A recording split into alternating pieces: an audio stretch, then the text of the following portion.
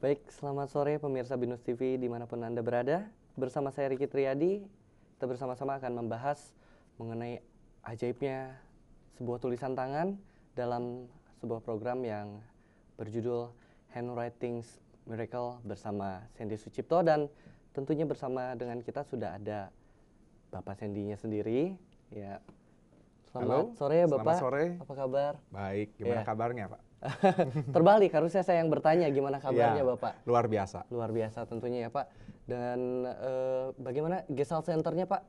Ya, Kayaknya sejauh makin ini luar biasa. Ya, seperti kita tahu bersama, kalau teman-teman yang suka aktif di internet ya, teman-teman bisa cek www.gestaltcenter.com.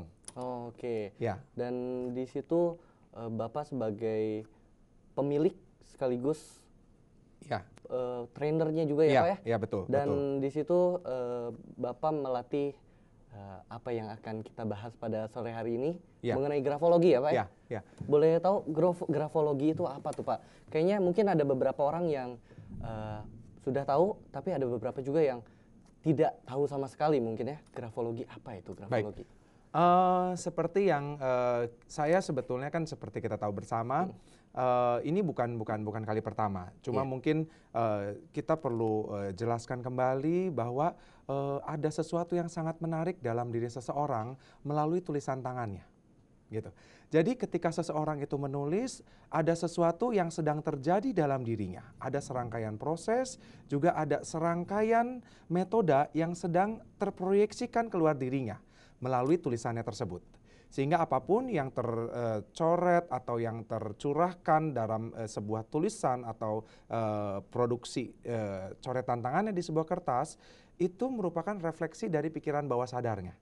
Nah, dari sanalah kita bisa mengenali serangkaian analisis mengenai potensi dasar, juga bagaimana potensi-potensi yang ada atau dikembangkan dari lingkungannya.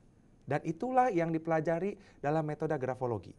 Ketika seseorang sudah mengetahui apa yang ada dalam dirinya dengan potensi dasarnya, dia dapat dengan sangat mudah untuk menemukan apa yang dapat dilakukannya. Kemudian bagaimana ketika dia melakukan suatu aktivitas, apakah itu bisa optimal untuk dia atau tidak. Artinya minat dan bakatnya bisa ditemukan dengan mudah. Kemudian dia juga dapat melakukan suatu aktivitas tertentu yang juga menunjang. Jadi ketika seseorang itu membutuhkan suatu penjurusan misalnya, atau ketika seseorang itu ingin menemukan kecocokan atau tidak cocok dia dengan teman-teman atau dengan pasangannya, atau banyak hal lainnya yang ada dalam kepribadian. Nah, teman-teman, dalam tulisan ini juga, dalam grafologi ini, kita juga akan banyak diskusi ya, betul kan? Iya, pasti Pak. Nanti ada narasumber tentunya, dan pokoknya simpelnya adalah grafologi adalah ilmu membaca tulisan tangan untuk menggali potensi dan juga untuk mengetahui bagaimana cara untuk mengoptimalkan potensi diri. Seperti itu ya Pak kira-kira. Iya, betul. Dan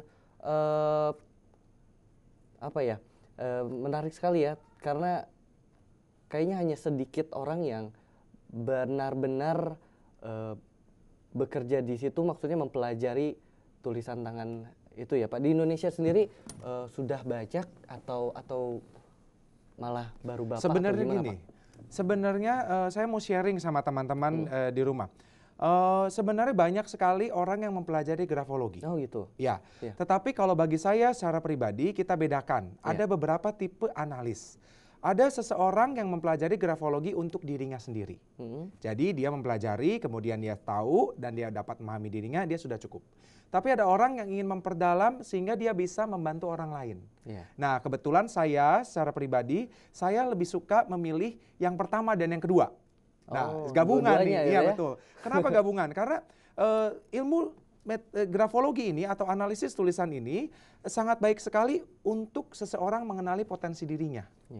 Jadi, kenapa dia bisa optimal atau tidak dalam perilakunya, itu dari pengenalan akan dirinya sendiri. Nah, setelah kita mengenali dirinya sendiri atau kita mengetahui semua potensi dalam pikiran kita, kemudian bagaimana cara kita mengoptimalkan dan menerapkan potensi tersebut dalam lingkungan kita. Oke, menarik sekali. Sehingga kita juga akhirnya bisa membantu orang lain. Oke, menarik sekali Pak Sandy. Mungkin Di segmen kedua kita akan membahas lebih jauh lagi mengenai grafologi ini. Iya. Tapi sebelumnya kita akan saksikan commercial break berikut ini.